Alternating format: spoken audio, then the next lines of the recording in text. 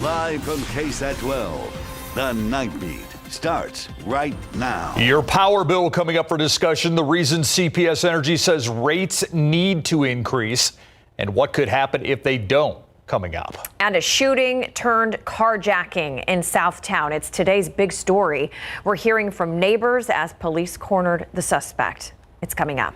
And 2 guns found at schools within the same school district. Details in those investigations. But first, your power bill could be going up. CPS Energy set to talk of a provisional rate increase during Monday's Board of Trustees meeting. It's a concern that's come up following February's winter storm, but CPS says it's a need that is long overdue. The Night Team's Patty Santos tells us what the utility says could happen if rates don't increase.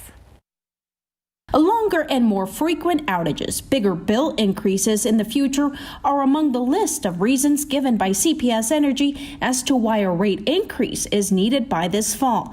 But talks of bigger bills not sitting well with customers. We're just starting to get back to normal, so a lot of people don't have work. Customers say it comes at a bad time following the pandemic and the February storm. Right now, every penny is accounted for. Hay veces que la falta y que suba el bill, pues sí es algo con lo que no cuentas en tu cuenta y si te mueve todo. I don't think I ever had as much worry going forward into the summer as I am this year just because of the unexpected. With bills being $200+ for some households, customers like Destiny Mendez say people will have to decide between having power or buying groceries. Milk's going up, eggs are going up, things are going up. So everything keeps going up, but pay increase isn't going up. The provisional rate increase is listed in Monday's CPS Energy Board of Trustees agenda. The company declined to comment, but according to the agenda presentation, the need for an increase was building up before recent historic events. CPS Energy is more than $1 billion in the hole following February's winter storm. The last rate increase was 7 years ago. Customers are at the mercy of those on the board and city council who will make the final decision. Brace myself, we're gonna have to do it. We have to do what we have to do. It is, CPS is the monopoly here. Mayor Ron Nirenberg sits on the CPS Energy Board. He was not available for comment tonight. Now, the specific rate percentage increase was not listed on the agenda, but that meeting starts at 1 o'clock on Monday. And of course, we'll be listening in and we'll keep you posted on what happens next. Steve, Easies. Thank you, Patty. An alert relayed from neighbor to neighbor after hearing about today's big story. One man working on a home, shooting another, then stealing an elderly couple's car at gunpoint. People shared concerns and warnings with their neighbors as police chased that suspect from the King William area to the city's south side. The Night Team's Jonathan Cotto spoke to residents who were there as that suspect was cornered. I heard helicopters and I wondered what was going on. Lydia Sanchez has lived in her Southside home for over 50 years. She says she has never seen police activity like this in her neighborhood. SAPD arresting a man accused of shooting another man after a fight. Both were working at a home in the King William district. He pulled out a weapon, shot the guy in the back of the head, and ran down Madison where he carjacked a Mercedes from an elderly couple. Police say moments later the man crashed this Mercedes and took off running.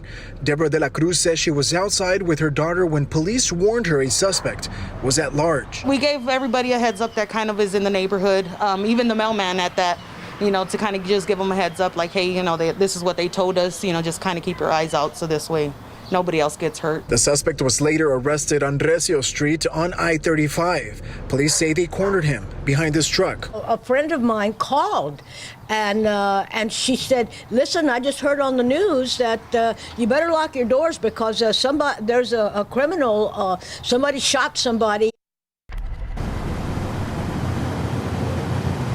Steve Easies, I'm outside of Public Safety Headquarters. Police tell us the homeowner was not hurt, and he's actually the person who performed CPR on the victim. The victim was transported to a local hospital where police tell us he is in critical but stable condition. Of course, we'll be following up on his condition and keep you updated as more information is made available. Reporting live, Jonathan Cotto, KSAT 12 News. Thank you, Jonathan. New tonight, we are learning 2 guns found at 2 different schools within the same district today. Northeast ISD confirming the discoveries happened yesterday and today. The first case happened at MacArthur High School yesterday.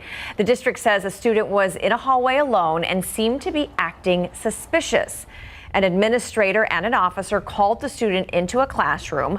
While speaking with the student, the district says the student was found to be armed with a gun and he was arrested.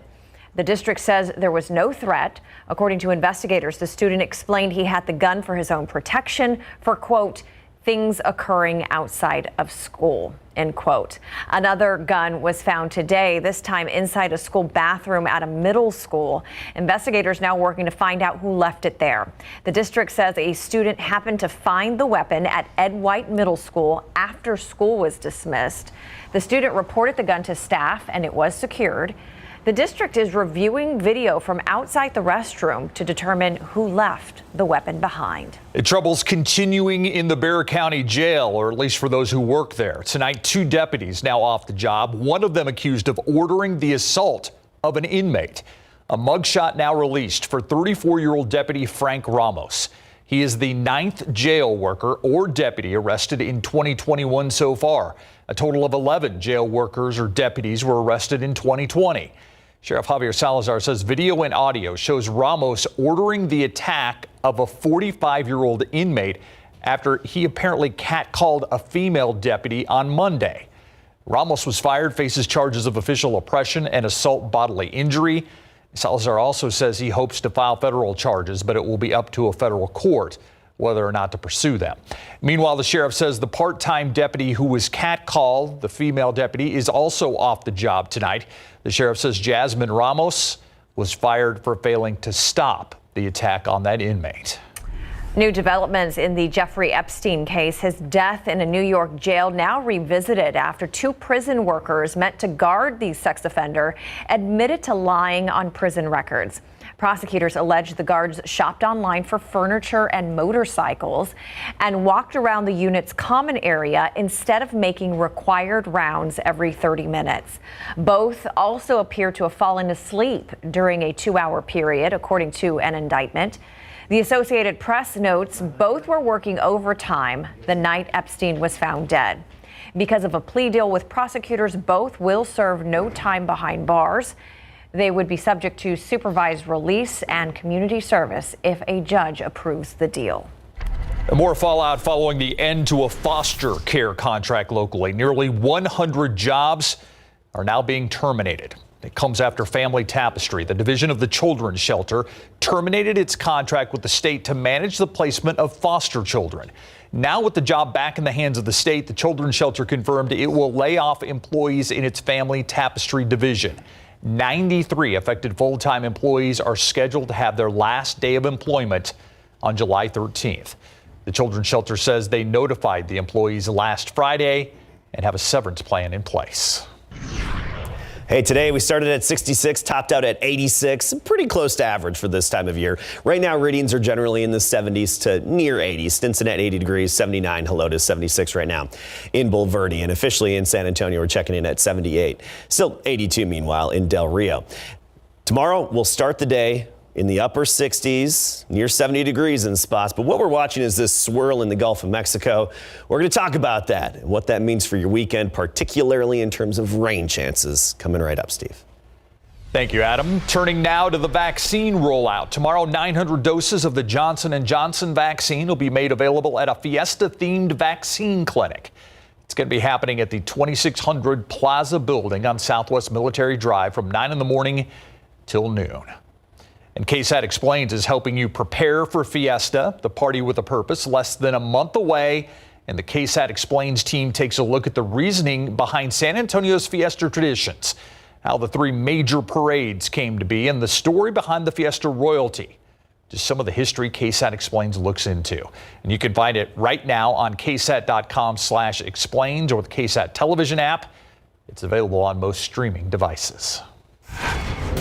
Still ahead on the Nightbeat, small businesses took a hit amid the pandemic. It even led to a lockout for one Taekwondo instructor. The update tonight and the resources available to struggling business owners. Coming up. And an ex-constable back in court. The attempt to block our coverage, maybe even hurt our cameraman, the photographer. Coming up next on the Nightbeat.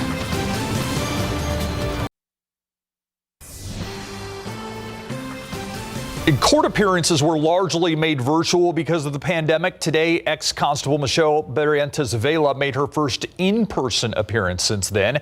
We were there, but just moments before the hearing, a supporter of Barrientes VELA tripped one of our photographers. Well, that's my son. He tripped. It was one of several apparent attempts to keep us from documenting that hearing. The court decided to push back her abuse of office trial to August. This after the state filed new indictments against Barrientes VELA and her former Precinct 2 captain, Mark Garcia, a move that was described as largely procedural. Small business owners struggling to stay afloat during the pandemic are starting to sink. A two-time Navy Bronze Star veteran says the mandated closures last year set him back on rent and left him locked out of his Taekwondo studio. The Night Team's Patty Santos takes a look at what avenues are available to business owners who are headed along the same path. I'm the longest tenant in that shopping center. I've been there for 28 years, and yes, I know I owe you 3 months, but you know I'm working on paying for the late fees. Tai Wen was bracing to close his Taekwondo gym at the end of his lease in September, but money woes caused by the pandemic are pushing him out early. I mean, trying to provide for the business income and expenses for the vehicle and my own personal home and stuff. It was just robbing Peter to pay Paul. The Taekwondo after-school gym in Hollywood Park is 3 months behind on rent, and he's racked up late fees. He says he got his first notice of default. The next day, he shows up with a busload of kids ready for class, and he's locked out. If they want the space that bad, then let me finish my school year with the kids, you know, and that's all I'm asking. The leasing company said they couldn't answer questions regarding this property because it's a contractual issue between the tenant and owner. Sinking small business owners needing direction is a common trend post-COVID. I would say that I've been fielding at least 5 to 6 calls every day this whole week from people all over the country wanting to look at PPP. And thank goodness there are some national CDFIs that are still accepting applications. Janie Barrera with Lift Fund is urging entrepreneurs to reach out for help now before they can't qualify for loans because of bad credit. We have working capital loans. We have loans available here in San Antonio and Bexar County that are as low interest rates, 3.5% interest rates. And it can be used up to, for working capital. Some people may say, well, can I use it for rent? The answer is yes. Patty Santos, KSAT 12 News.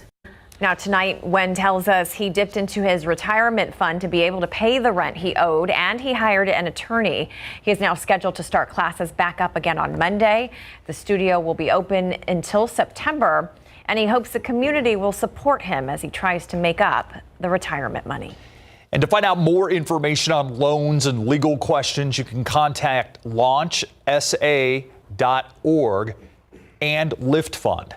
We have their information on KSAT.com. The U.S. Small Business Administration also reminding small eating establishments, restaurants, that there is an important upcoming deadline.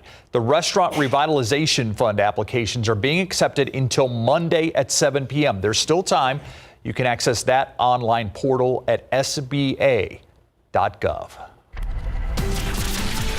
Let's take a live look outside with Live Cam tonight, giving us a beautiful shot of downtown San Antonio and Tower of Life building, and 78 degrees out there. I'm ready for the weekend. It looks busy on a Friday night, Adam. I noticed that driving around downtown a little bit. The traffic has picked up, both literally and in terms of foot traffic. It has picked up, getting a little return back to normalcy out there. Our weather pattern, anything but normal. Our complicated pattern just got a little trickier today. We got that swirl in the Gulf of Mexico. It looks and feels tropical out there, and it's going to look more like it as we get into the weekend, particularly about midday tomorrow. We'll have some rain, some sunshine in between. You can still get outdoors. You'll just have to be prepared to be interrupted by a few showers.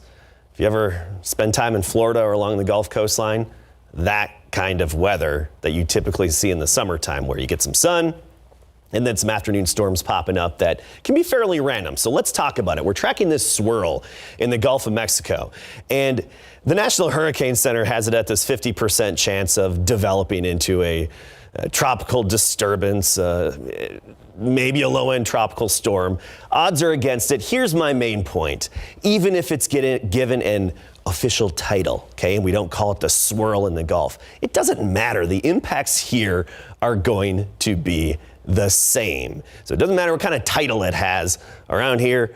It's still just going to give us this tropical feel this weekend and start throwing more showers onshore, some of which are likely to hit San Antonio. So you look closely at it, and you can see that circulation, that swirl there in the western Gulf of Mexico. And even right now, I'm going to pop up the winds, and there's that center of circulation. Not much in terms of convection around it or thunderstorms. I don't anticipate it really strengthening much, but this is likely to travel basically right over San Antonio as we get into tomorrow. And that would be around the noon hour, give or take. That's why we bump our rain chances up at that time. Biggest chances between about 10 a.m. and 3 p.m. tomorrow. However, out ahead of it, yeah, we got some of those stray showers right now, mainly near Goliad, Victoria. They had a few rounds earlier today as well, even up into Cuero. They'll come and go while other folks have sunshine at the same time. It's that tropical feel out there. And by the way, severe odds are really low, which is nice. So 4 a.m., you see mainly just some clouds, a few isolated hit or miss showers. We get to sunrise, pretty much the same story, maybe a quick splash and dash sprinkle here and there. But once we get a little more power from the sun, we get some daytime heating to help lift the atmosphere a bit.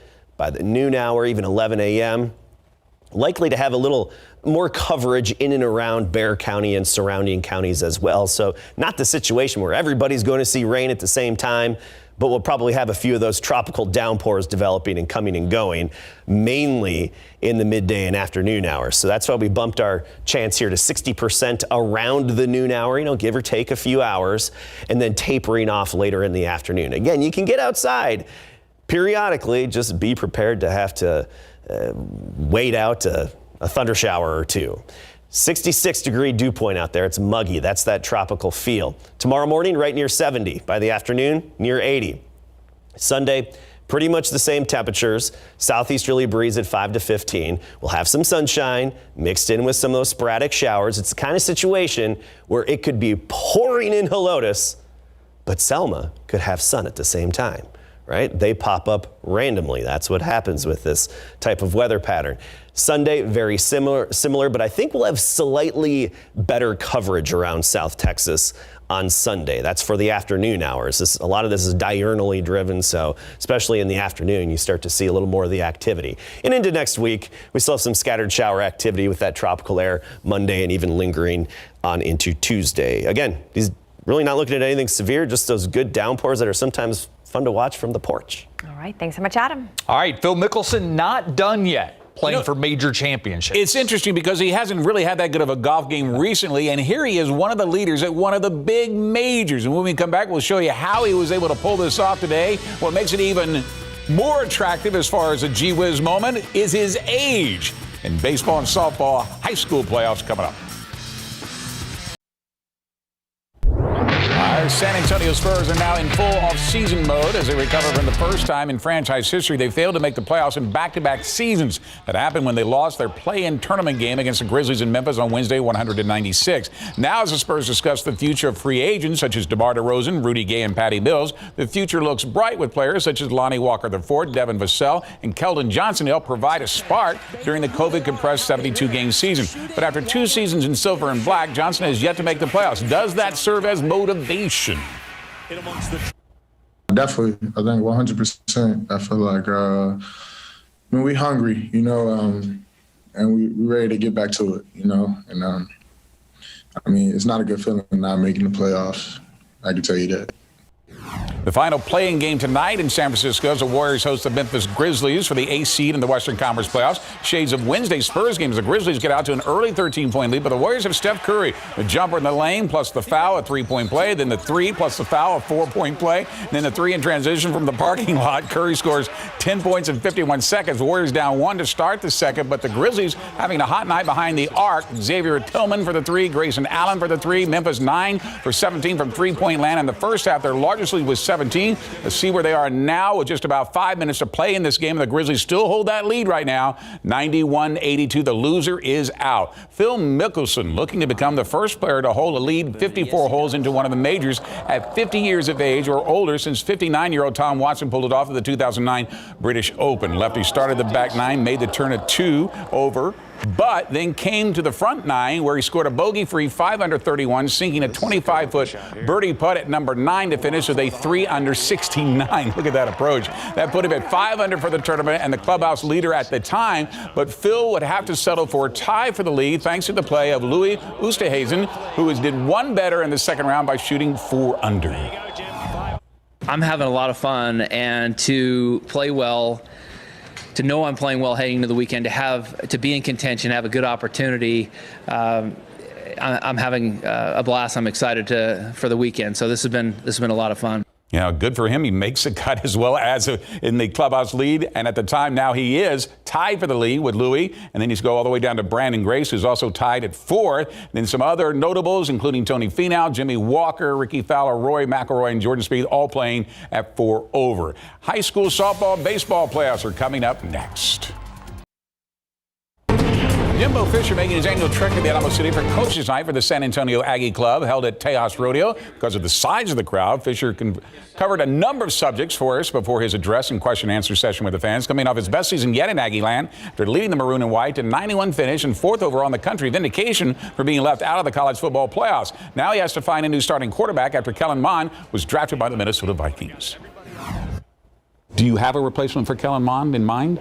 Yeah, I think we got an excellent group of guys. I mean, you got Haynes King, you got Zach Calzada, Eli Stowers. I think all those guys are doing a great job, and I thought the other two with Haynes and Zach, because of their experience, I thought had excellent springs. I was very pleased with those guys. All right, the full interview 1 week from this Sunday on Instant Replay. 4th round of the UIL Class 6A softball playoffs tonight at Northside. Judson taking on O'Connor. Game 1 of the 3-game series. Panthers strike first in the bottom of the first. Texas commit Leanne Good sends one deep to left, and that's gone. A solo shot gives O'Connor a 1-0 lead, but Judson answers right back at the top of the 3rd. One on for Texas A&M commit Keely Williams. She blasts one the same direction, no doubt about it. Rockets now lead 2-1, but O'Connor rallies now leading 3-2 with the bases loaded at the bottom of the 6th. It's good again. This time it's a base hit to right. Peyton Malish scores. So does Haley Carter, eluding the tag at home plate right there. The Panthers tag on 6 runs in the 6th. They win at 9-2 to take a 1-game lead in the best-of-3 series. Games 2 and possibly Games 3 tomorrow afternoon. Smithson Valley Rangers have the Reagan Rattlers on the brink of elimination in the 3rd round of the 6A playoffs. The Rattlers strike first. Hogan Heller chops this one into left field. That allows Jake Bertrand to score easily from 3rd. It's 3-0 Reagan in the 4th now. Cole Tabor comes through with the base knock to right in the RBI single plates Ryan Beard, and it's 4-0 Rattlers. But like Game 1, the Rangers make a late charge. Garrett Brooks goes opposite field. Cameron Hodges scores from 3rd. The Reagan lead is cut to 3 in the 5th. There was no comeback tonight. Reagan forces a Game 3, 4-1. Game 2 this afternoon in the 3rd round of the Class 4A playoffs. Canyon Lake Eagles leading the series 1-0 over Navarro Panthers. Top of the 4th. The Eagles down 2-0. James Lalonde comes through with the opposite field RBI single to bring home Hayden Baker. The Eagles would tie the game at 2 in the 6th, but the Panthers bite back. Reese Rojas blasts this one to the warning track at center field. That will score Aiden Supak and Sam Munguia, the 2-run RBI, as part of a 3-run 6th inning for Navarro. The Panthers for Game 3, 5-2. A lot of exciting action tonight. It was great to see. Absolutely. Thank you, Greg. We'll be right back.